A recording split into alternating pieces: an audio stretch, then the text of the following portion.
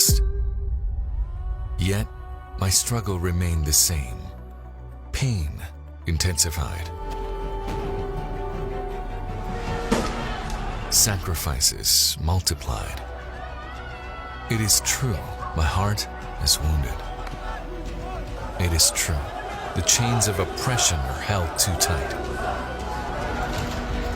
It is true, my sufferings mark all violations of human rights. But it is also true that no matter how hard the journey may be, my steps were never broken, never a slope. Yearning for freedom, I never break. I never stop. I never lose hope.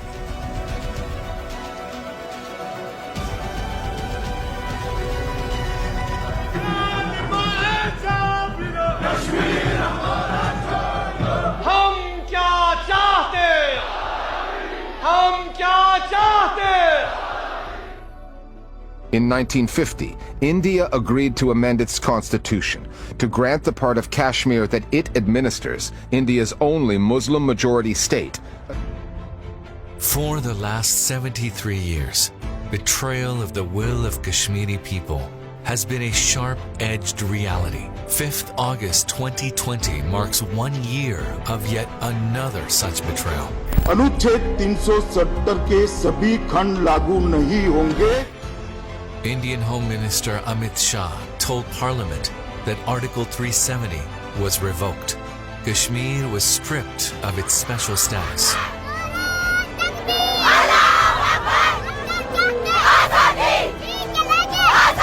This is an attack on the constitution. Modi government has betrayed the people of Jammu Kashmir. This decision is a slap in the face of secularism. History will not spare you.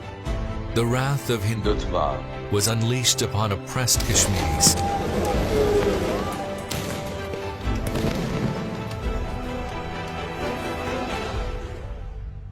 The valley was flooded with tens and thousands of trigger-happy soldiers. Brutal crackdowns, unlawful arrests, barbaric killings and forced abductions made mockery of India's dubious secular conscience.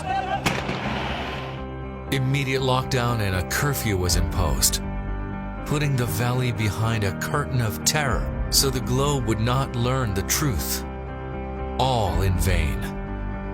Now is the time for the world to know about what exactly has happened and why.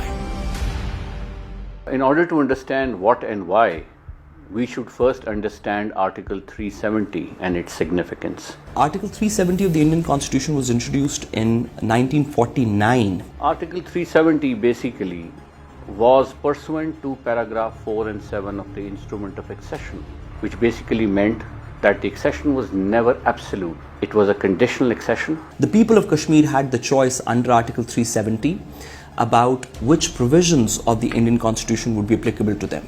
This was a ploy that India had used to put a curtain on its illegality in Kashmir. Article 35A was also introduced into the Indian Constitution in 1954.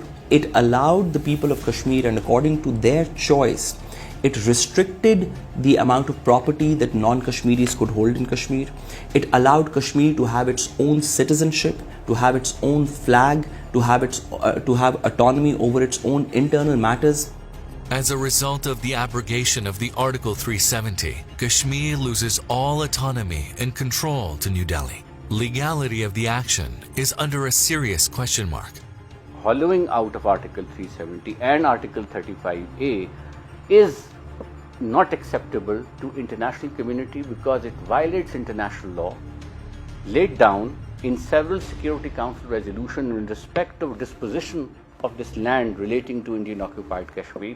If you make an attempt through domestic law to circumvent international obligations, it will not be acceptable by the international community. Therefore, one notices not even a single capital has issued a statement endorsing 5th August presidential order. This was in itself was an illegality to cover up one illegality. The present fashion in which a dispute is attempted to be handled is completely in defiance of the right of self-determination and the human rights of Kashmiris, and also it threatens the peace of the region.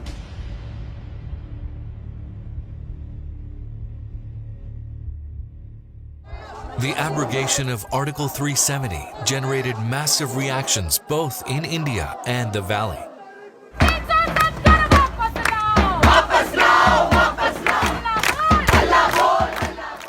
Indian fascist leadership has been vocal about their agenda. Over several years, over several governments, we have completed the job.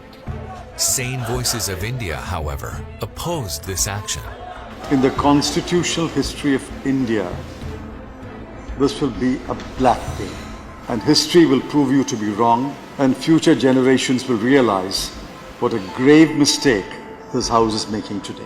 This is a very, very big assault on the Constitution of India, on democracy, on secularism, and also on federalism.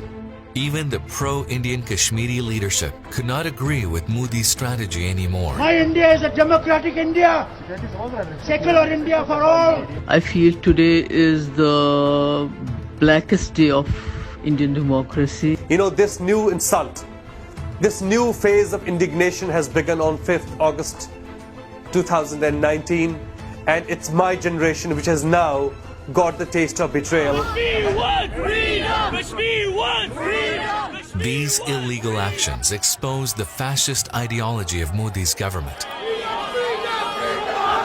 The fascist ideology of the Modi regime is Hindutva, is perhaps the most dangerous, the most existential threat that we as members of the global community face today. India, since independence, has been presenting itself as a secular country.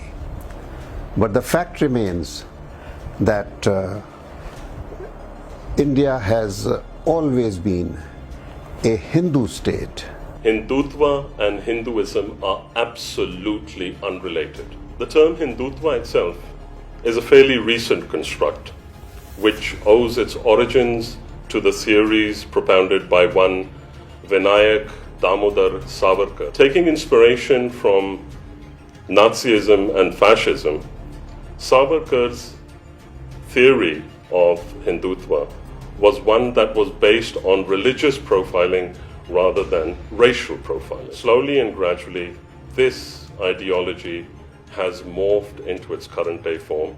After the partition, these devotees of the philosophy of Hindutva were the ones who vehemently opposed the protected status of Kashmir. The people of India are today suffering from Modi's Hindutva ideology. This is going to be something similar to the final solution that the Nazis envisaged for the Jews in 1940s. The repeal of Article 370 and 35A enables people to migrate to this area, to occupy this area, and we already hear of Sangh Abadis which are cropping up over there.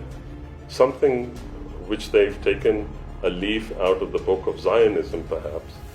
And right now, it's India's plan of the current regime that through full force, through every form, they are through military might, through lawfare, through their government in power, they are going to use all forms to literally marginalize the people of that land, the heirs of that land, who are the Kashmiris, and make the Indians, especially the Hindutva followers, into a majority in Jammu and Kashmir. And when plebiscite is exercised, we people, the Kashmiris, will become extinct or marginalized or become a minority, and the occupying force and the occupiers coming from India will become the majority. So that is the game plan. I am afraid that the people of India are not realizing what the Modi regime is doing to India, what it's doing to the minorities and to the neighbors. So we must all join hands as global citizens and become one and raise a voice for legitimate causes like the Kashmiri struggle and fight for peace together and help us save the Kashmiris. They have been fighting for too long. They have sacrificed so much for their cause. Now, they have nothing to lose but their cause. They can't lose it. They won't.